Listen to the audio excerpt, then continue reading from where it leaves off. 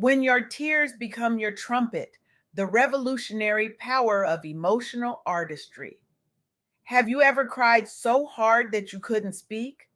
That moment when your throat closes, your chest heaves, and the world blurs behind a wall of tears? We've all been there. But what if I told you that exact moment, that raw, messy, vulnerable space might be where your greatest power lives?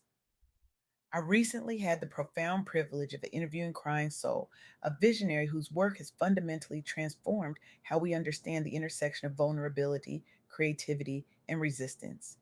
Their philosophy, captured in the powerful phrase, "My voice, Jah Irumpet," has sparked a movement of emotional authenticity that's changing lives, particularly within Black creative communities.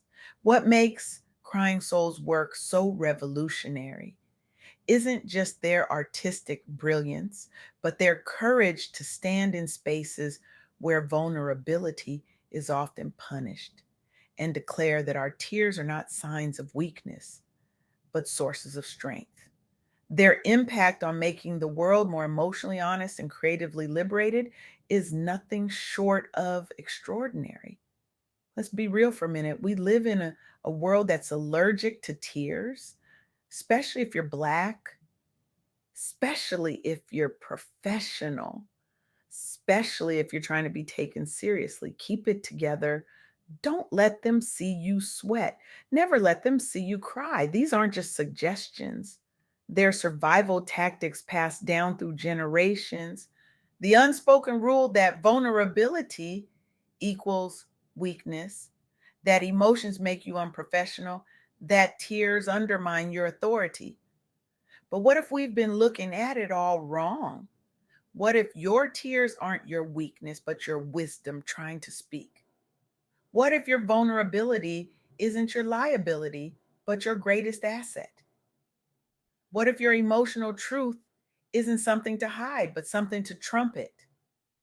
This is the revolutionary idea at the heart of My Voice Ya Irumpet. It's not just a catchy phrase, it's a radical reframing of how we understand power, especially for Black professionals and creatives. It suggests that your authentic voice, complete with all its cracks, trembles, and tears, is a trumpet that deserves to be sounded boldly in every space you enter. Consider award winning poet Heather Kressel. After losing a friend to suicide, Kreisel found herself drowning in grief, battling depression rooted in childhood trauma, and navigating the complex emotions of new motherhood. The weight of it all could have silenced her. Instead, she turned to writing. The result was The Crying Book, a collection of poetic nonfiction essays exploring the science, history, and personal experience of tears.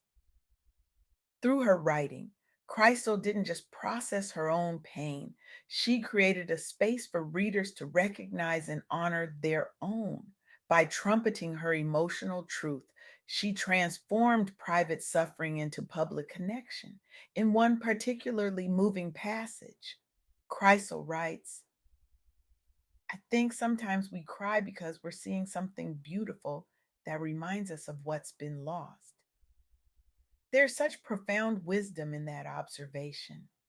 Our tears aren't just expressions of sadness, they're recognition of value. They're our bodies saying this matters. This isn't weakness speaking, this is wisdom. And Kreisel's work has resonated deeply. Readers who felt isolated in their grief found themselves reflected in her words. People who have been taught to hide their tears found permission to let them flow. A book born from personal pain became a bridge between strangers experiencing similar struggles.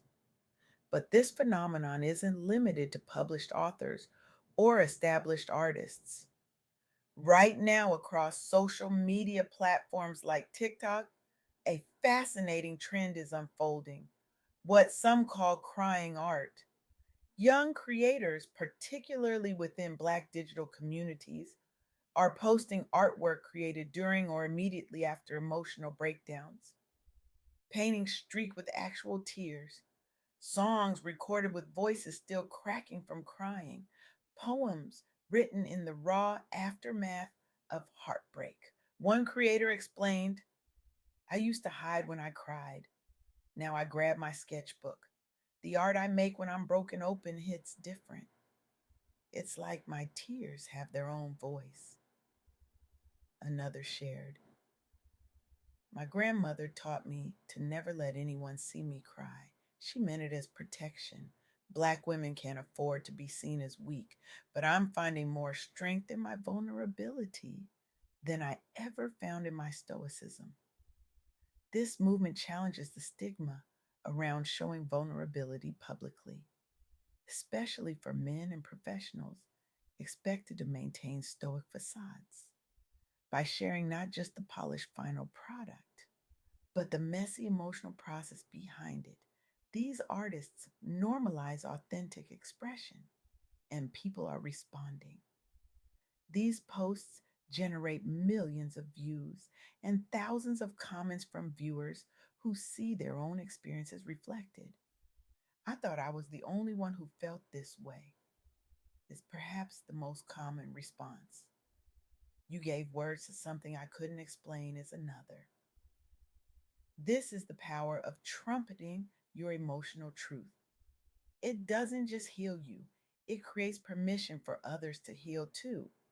The transformative potential of this approach became especially evident during 2020's overlapping crises. As racial violence dominated headlines and pandemic isolation intensified emotions, many Black artists found themselves navigating overwhelming grief while trying to remain creative. One musician I learned about through Crying Soul's work described how crafting an EP became essential for processing these emotions. Some days I couldn't even speak about what I was feeling, they explained. The weight of watching my community targeted while also trying to survive a pandemic. It was too much for words, but I could sing it, I could play it. I think art can cut through the noise and say what needs saying, and somehow putting that pain into melody made it possible to carry. The resulting music resonated widely precisely because it spoke directly from lived experience. Songs that began as personal catharsis became anthems of collective resilience. Listeners found their own complicated emotions reflected in the melodies, and many reported feeling less alone as a result. The pain became power when shared assertively. Such projects validated listeners' feelings during crisis periods while inspiring them toward their own acts of creation. This is the essence of Jah Irumpet, making your inner truth impossible to ignore by giving it artistic form. Now, I know what some of you might be thinking. That sounds nice for artists, but I work in corporate as, America. I can't just start crying in board meetings and call it revolutionary. Fair point. But this isn't about performative vulnerability or emotional incontinence. It's about refusing to fragment yourself, refusing to leave your emotional intelligence, your cultural perspective, your authentic voice at the door when you enter professional spaces. It's about recognizing that the very qualities you've been taught to suppress might be your greatest contributions. Your empathy, that's not a distraction from the work, it's a superpower for leadership. Your cultural perspective, that's not a bias to overcome. It's insight your organization desperately needs. Your emotional responsiveness, that's not unprofessional. It's the foundation of genuine connection. Your tears, they're not weakness, they're wisdom trying to speak. The revolutionary act isn't crying at work. The revolutionary act is bringing your whole self to work, and refusing to apologize for the parts that make others uncomfortable. As Crying Soul so powerfully articulates, my voice, Jah Irumpet, is about claiming the right to express your truth boldly, especially in space that weren't designed for you. This philosophy applies far beyond art or professional settings. It extends to how we show up in our communities, our relationships, our families. Think about it. How many of us were raised with messages like strong Black women don't break down, Black men don't cry, keep family business in the family? These messages, while often intended as protection, can become prisons that isolate us in our pain. They can prevent us from forming the vulnerable connections that actually make communities resilient. When we allow ourselves to cry, create, and speak out loud about our journeys, including the hard parts, we invite others to do the same. This shared vulnerability becomes the foundation for genuine solidarity. As one TikTok creator put it, my art used to be pretty, now it's honest. And honestly, that's when people started really seeing me, being seen in our fullness, our joy and our pain, our strength and our vulnerability is perhaps the deepest human need. And it's a need that can only be fulfilled when we have the courage to trumpet our truth. So, what does this mean for you? How do you begin to sound your trumpet? It starts with permission, permission to feel fully, permission to create from that feeling, permission to share what you create. Maybe that means writing the email that says what you really think, not just what's expected. Maybe it means creating art that reflects your actual experience, not just what's marketable. Maybe it means having the conversation you've been avoiding because it might make you cry.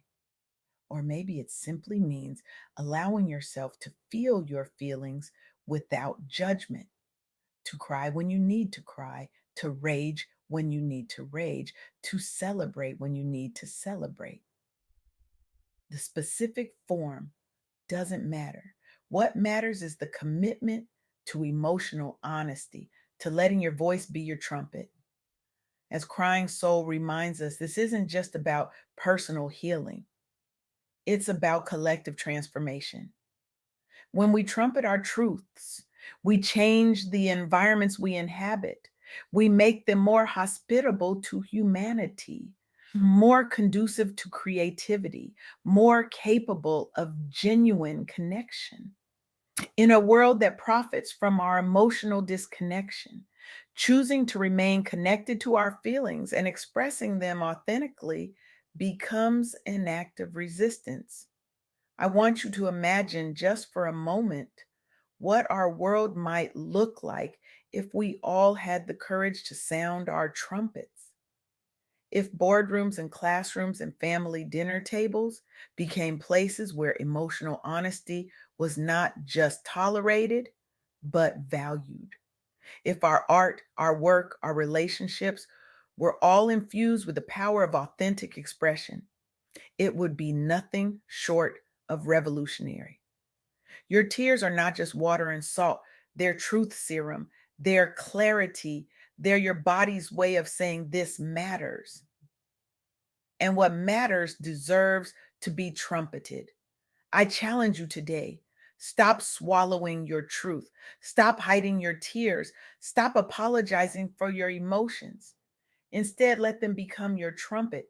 Speak up, even if your voice trembles.